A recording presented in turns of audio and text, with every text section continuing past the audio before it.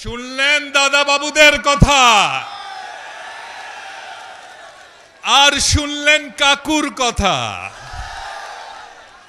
আমাদের কথা যদি সেদিন শুনতেন, জনগণের এত ক্ষোভ আপনার বিরুদ্ধে হতো না, আর এইভাবে পালিয়ে যেতে হতো না।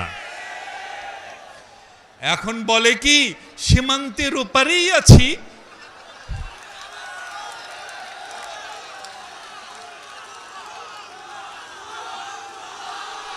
চট করে নাকি ঢুকে যাবেন?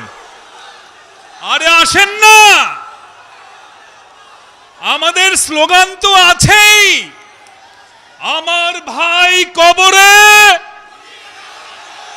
খুনি কেন, ভিতরে আসুন, ভিতরে আসুন। আর বিগত 15-16 বছরে বিএনপির নেতা কর্মীরা তাদের পুরনো জুতো স্যান্ডেল একটাও ফেলে দেয়নি, সব আমরা রেখে দিয়েছি একজনকে উপহার দেওয়ার জন্যে। আসেন আসেন।